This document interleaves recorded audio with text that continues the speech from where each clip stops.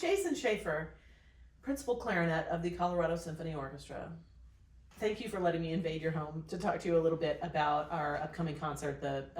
It's called Mozart&Now, but I like to call it Nowzart, or on Sunday, the Sunday version of that show. And now, Mozart. Yes, exactly. That will be what's happening. Yeah, I mean, I think one of the things that I think is so interesting about this, the idea behind this programming, is that Friday, Saturday, and Sunday are each different shows. So there's some Mozart. The idea behind Mozart&Now, of course, is that we are combining Mozart works with contemporary literature from living composers. Yeah, most of the time living composers, and we do this in a way that sort of highlights the Mozart of today, potentially. Okay, so in terms of genius and in terms of inventiveness, not in terms of copying the sound of Mozart. Exactly. Yeah. Right. So what I think is so great is on Friday and again on Sunday, we are featuring the Gran Partita, which is also Serenade number 10 or something. You know, I like the name Gran Partita better, just because it just sounds more. It has a better flair. It was so grand they left the D out of grand. Yes. And apparently there was a misprint in the score, the original score, so it actually is Partita. Yes, the two T's, right? Mm-hmm. Yes, yeah, the two T's.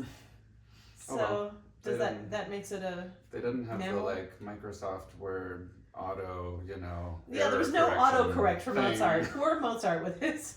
He did not have the autocorrect quill pen. Yes, exactly.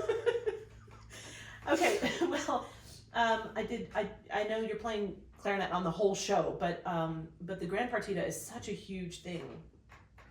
It's about a 50-minute work, 50-minute work for smaller ensemble that's going to feature our wonderful wind section.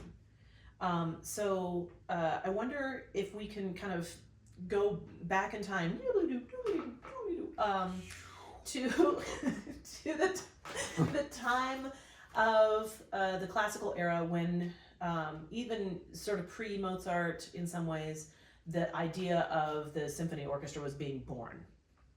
In the time of Haydn, and then in Mozart, and then in Beethoven, we see this evolution of string ensemble being one thing, and a wind and brass ensemble being another thing, or a wind ensemble being another thing. And in my limited research that I have done, because reminder, I play the viola, I know that you could have your home stereo system. You are king or queen somebody, and you have a home stereo system of living musicians that are either string players or wind players, right? And then at some point they became, sort of merged into what we consider the symphony orchestra. So being a string player, I obviously am very well versed in all of this sort of string-centric music that came out of this late Baroque, early classical time. But this idea that the wind instruments would have their own band or their own sort of ensemble was kind of a new concept for me. Can you talk a little bit about the origin of the wind ensemble? A couple of things actually come to mind. First, when you're talking about kind of the evolution of the orchestra, it makes me think how interesting it is maybe to be a clarinet player.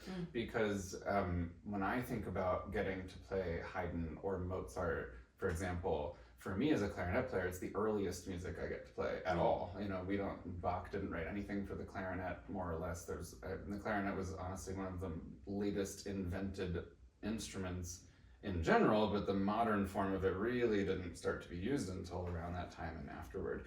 So Mozart, however, was really one of the first composers to actually use the clarinet in a way that was melodic and distinct. But back to your actual question, because I should probably do that. The basic ensemble is 2 oboes, 2 bassoons, 2 horns, and 2 clarinets. Right, forgot about myself. And so composers would write music for that ensemble, and at least initially, before we really got to the Gran Partita, they would generally be really more just kind of for fun, garden party music, not really serious concert. On the stereo system. Staring at you. Exactly. Yeah. So I would say that is what I think we're more talking about when it comes to the Gran Partita, because there is another entire history of the wind ensemble, which actually, having gone to the Eastman School of Music, the Eastman Wind Ensemble was one of the first really strong formed wind ensembles by Frederick Fennell, who really took marching band music and Sousa and like really brought it into the concert hall as like, we are doing a wind ensemble concert. There are no strings. Sorry, you're not invited, except for maybe a double bass sometimes. And so there is a huge amount of repertoire just for wind ensembles still being composed now as well. But I think like the history of the Gran Partita especially is more tied to that harmony. Right. And this was the first kind of major concert work for this ensemble, right? Or ish? Yeah, so I mean, he also was writing, Mozart was also writing serenades, other serenades like the C minor serenade, the E flat serenade, but the Gran Partita is really one of the first ones that really was like a, whoa, I can't believe Mozart's taking this form and making it something incredibly special. Because not only is the music itself so incredibly beautiful and intense and the kind of music you would just turn your head and listen to, like if you were at a garden party, like, oh my god, that's so amazing.